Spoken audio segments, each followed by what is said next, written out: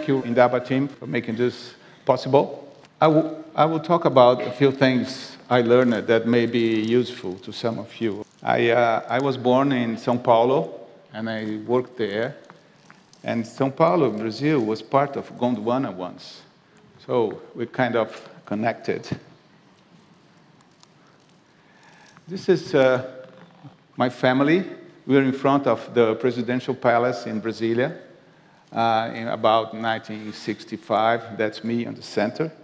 And my father used to take us to travel all through Brazil and by car.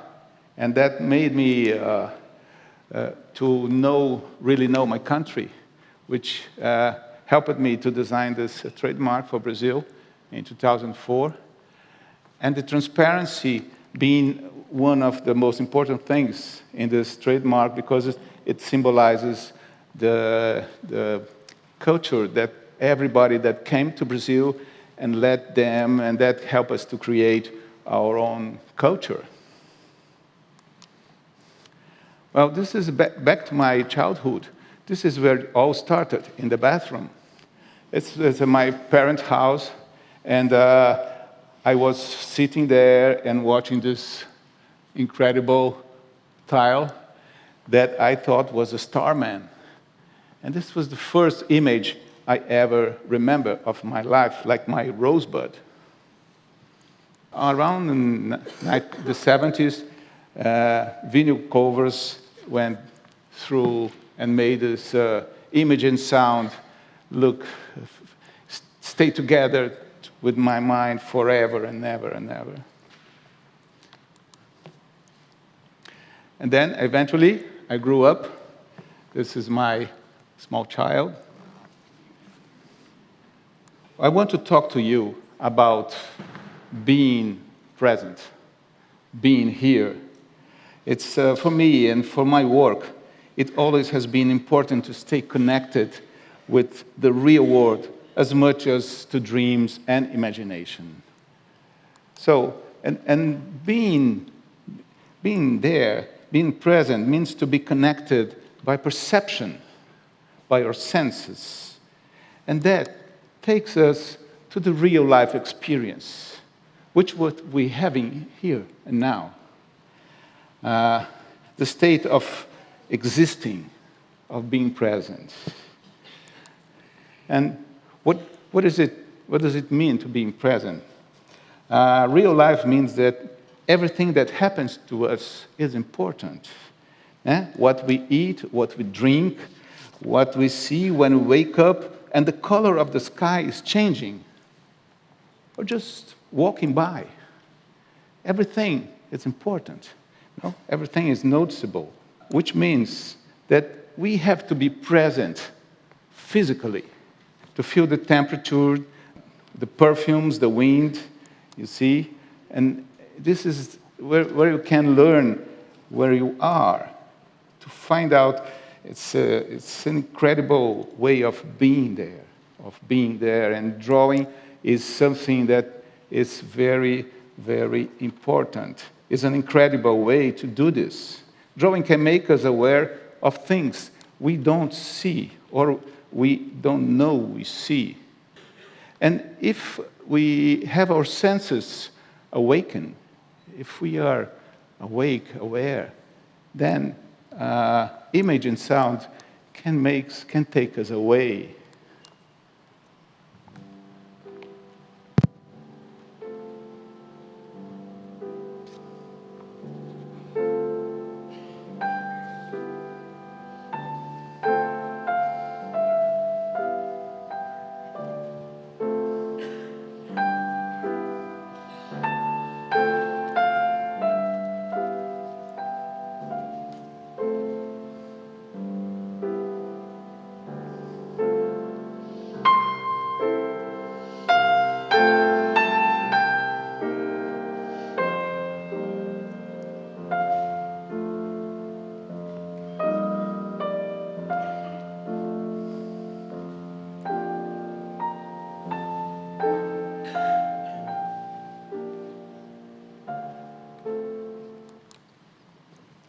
being present and paying attention to real life experience with my senses awake and the body involved, that's how I build my repertoire and how I work. So I wanted to bring a small sample of this experience to you. And if you can grab those small bags that are under your seat now, close your eyes and put your hands inside it. I assure you there's no danger. Close your eyes, please.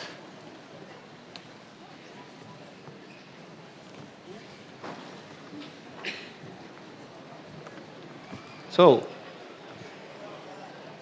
can you feel the shape? Can you feel its temperature? Can you feel its form? Can you feel its weight?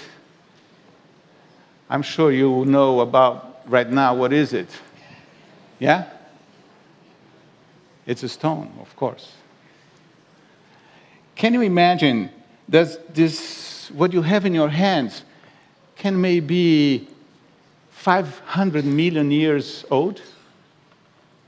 Can you imagine that?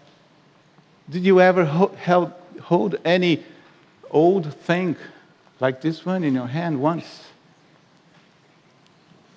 Can you imagine that this stone has come to you after being long time, maybe in a riverbed or maybe inside a mountain, and it was never touched by a human hand before it was collected yesterday?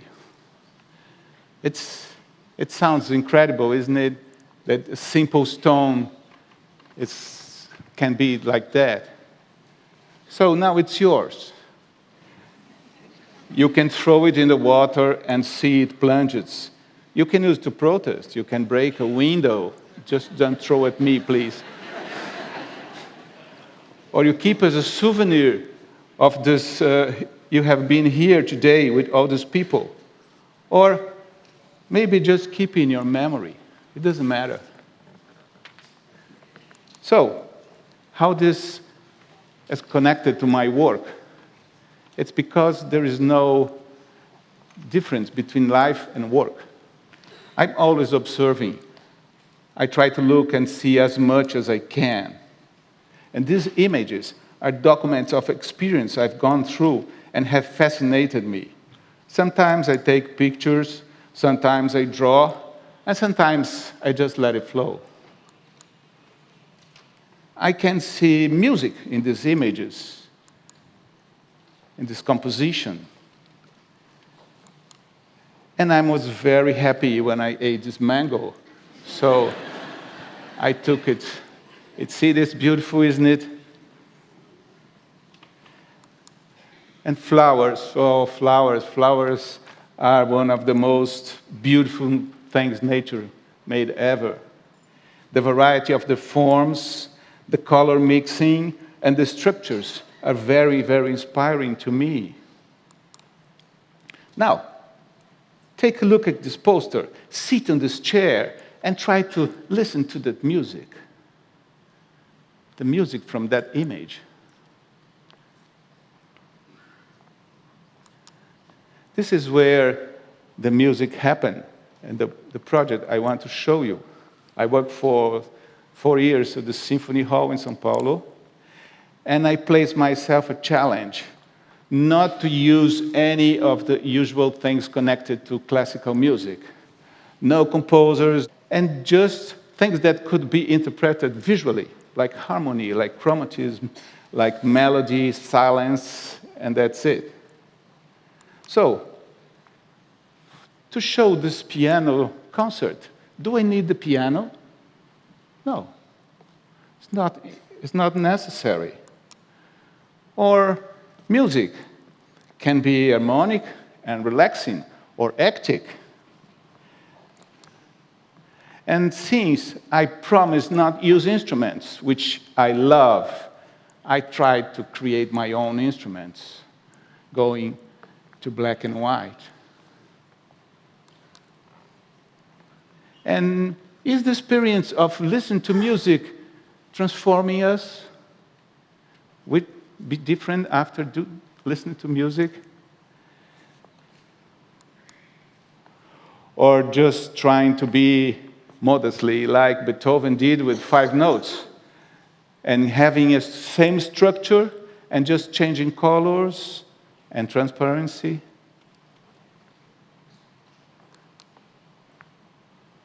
Oh, this is a butterfly that just fell off my window.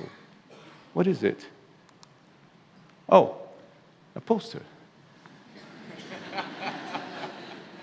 So this is just one clipping image of a butterfly. How does an orchestra look like? So, looking to this poster in 2009, I was preparing a story, a talk, and this story came to me complete, looking to that poster. I had an olfactory flashback. This is my grandfather, that's me and my brother.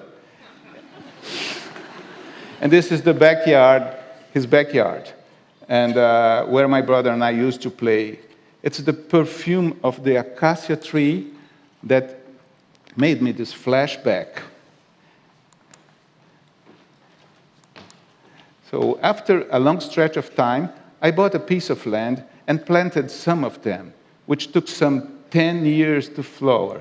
Then I started making bouquets and photographed them just because I thought they were beautiful. Those photos stay in my mind, and one day, looking for an image for a poster, I had the delicacy I was looking for. I remember it. Then, putting together the whole story, I noticed that it had been past 45 years since I felt this perfume. And this perfume came back all the way through and ran through my life without my knowledge. And then one day, it came through. This was a box, a different story. One day I was helping my mother cleaning up her closet, and we found that box. My father used to smoke cigars, and to my surprise, it was full of keys and locks. I asked my mother to give it to me, took it to the studio just because I loved that keys.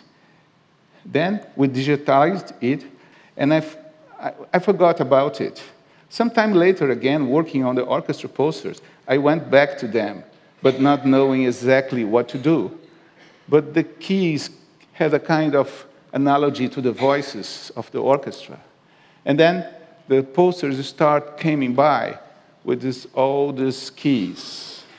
This is the identity I had to make for this cultural center, which was centered on body art and technology, but mostly on technology.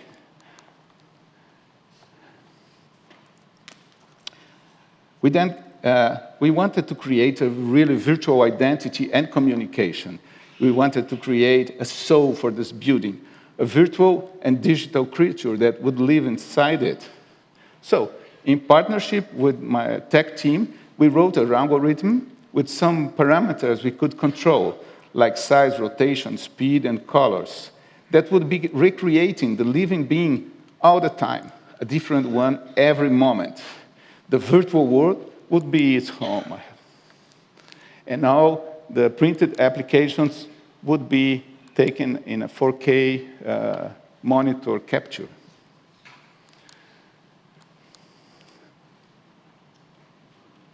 And since the beginning, I knew that I had an analogy to that form.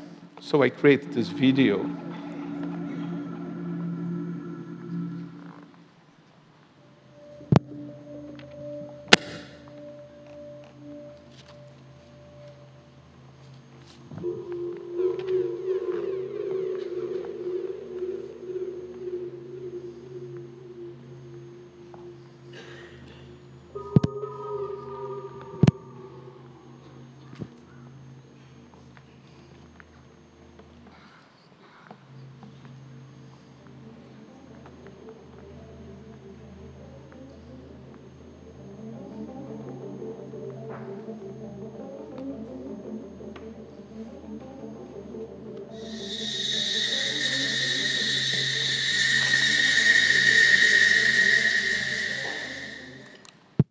So when Ravi asked me to do a poster for this conference through this team, I immediately thought about water.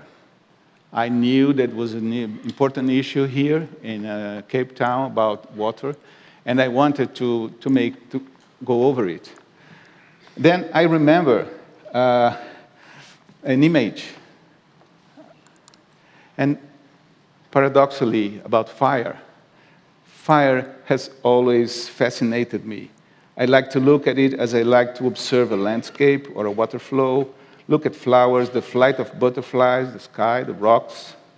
And once I photographed them, make hundreds of photos trying to capture its beauty. Then I selected some pictures, worked them in Photoshop. And one day, during the process, working on this image particularly, there was a lapse of about 1 second. When Photoshop reversed the colors, and that image of that lapse of error was stuck in my mind after that day. It was an image that made me think of water. I wanted to use this image, but there was a big problem because the original fire and the lapsed water image didn't go along together. Whether one is black, the other is white. And the fire has to go up, and water tends to rest horizontally.